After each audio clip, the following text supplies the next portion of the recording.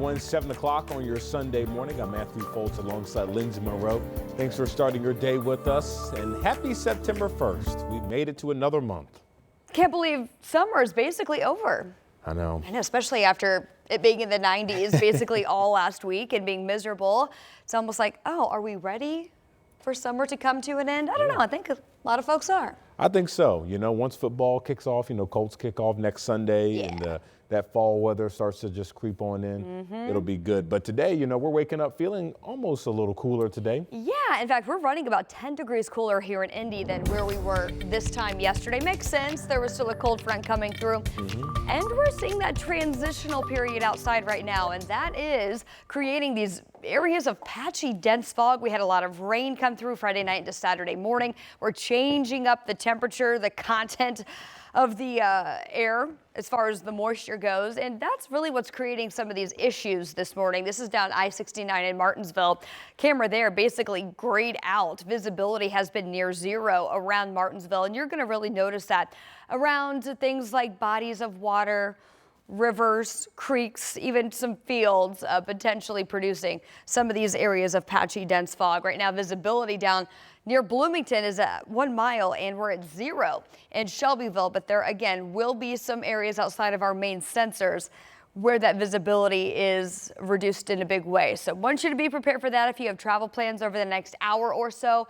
We're going to start to see these temperatures here at the surface warm up, and that should mix that moisture layer close to the surface out. These are your current dew point temperatures. We're at 59 in Indy, 56 in Shelbyville, still 63 in Columbus. Drier air is working its way in. We really like anything 60 or below. We're kind of right there in that threshold. Temperatures as far as air temps go also dropping. Lafayette 57 right now. It's 61 in Indy, 61 in Muncie as well. Mostly sunny skies once we get these morning fog clouds mixed out of here. 85 will be your forecast high, very seasonal at this point in the year. 82 your high in Kokomo and 87 for our friends down in Shelbyville. Even cooler air set to arrive for your Labor Day and beyond. We'll break down this cooler stretch coming up in your 7-day outlook. All right, we'll see you then, Lindsay. 31 years. That's how long the family of an Indianapolis woman has been searching for answers in her death. And now they have some. A man is in jail right now in Missouri, charged with the 19-year-old's murder and rape in 1993. Our Marina Silva has more. She was a very loving person. She would do just about anything for anyone. 1993, 13 News first told you about Carmen Van Huss, her loved one searching for answers after she was found dead in her Turtle Creek apartment. More than 3 decades later, IMPD detectives are able to bring that to her family with the arrest of Dana Shepard. Court documents detail how the investigation led them to Shepard and what happened on that night in March 1993. Deputies were called to her apartment on Harcourt Road on Indy's north side. They found Van Huss naked and stabbed.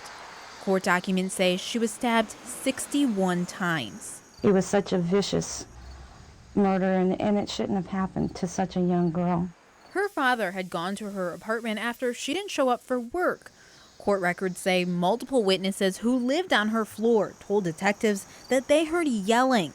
One even said they heard a woman scream, "Get off me." Later in 2000, detectives asked to have Van Huss's DNA entered into state and national databases.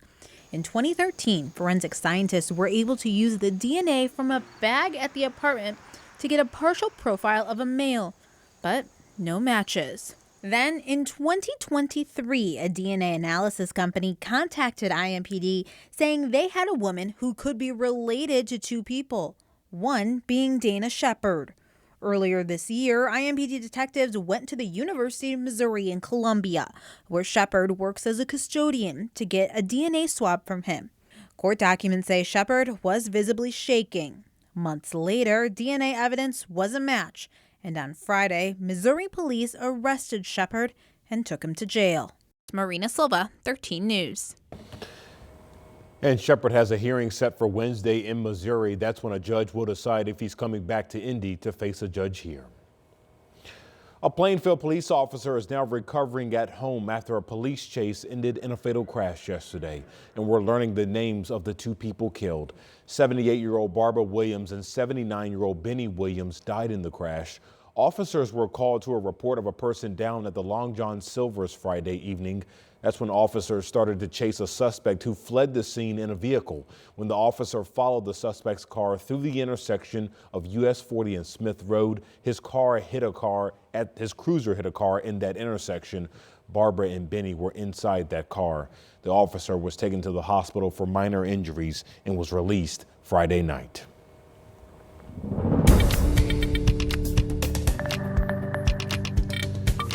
Tomorrow is Labor Day. Many of you will be off work and school, but there will also be many offices and buildings closed. So here's what you need to know. Because it's a federal holiday, all city, state, and federal offices will be closed tomorrow. That includes the Postal Service, so you won't be getting mail tomorrow. Banks will also be closed. Some stores like Costco won't be open either, and Aldi will have limited hours. But when it comes to stores that are staying open, many are. Major chain supermarkets like Target and Walmart will be operating on a normal schedule. Most Meijer and Kroger stores will also be open. Monument Circle is paying tribute to the labor force this holiday weekend. You can see a picture display light up at the AES building on the Circle in downtown Indy. The display will play again tonight and tomorrow night at 9, 10, and 11 o'clock. Well, today is the last day for the Butterfine Arts Fair at the Stutz Building downtown.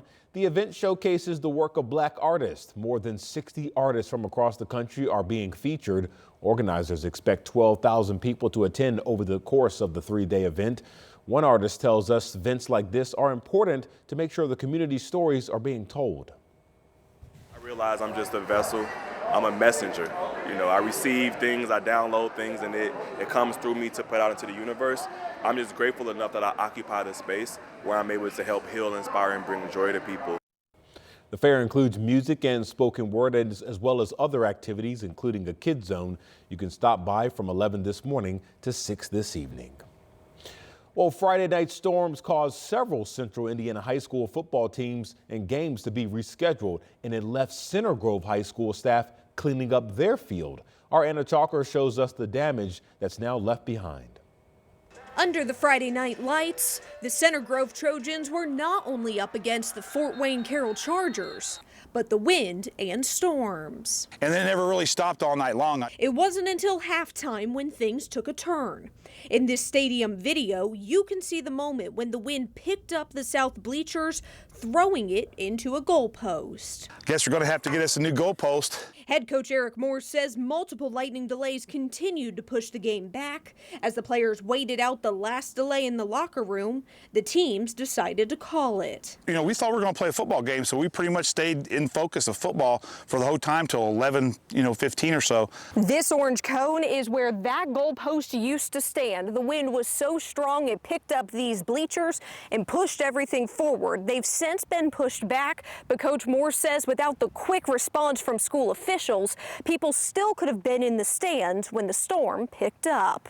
But that 15-minute buffer that we took to empty everybody out of the stadium really might have saved a lot of people someone's life or something. You never know. But until another ball is thrown in this end zone, Coach Moore says his team will work around this hurdle. You always want to give the kids a chance. They practice so hard in that heat all week that you want to give them a chance to have fun playing high school football. In Center Grove, Anna Chalker, 13 News. Yeah, devastating images. Certainly glad everyone's okay. The Trojans game was called at halftime on Friday night. They did win 28-14. Their next game will be against Trinity High School in Louisville.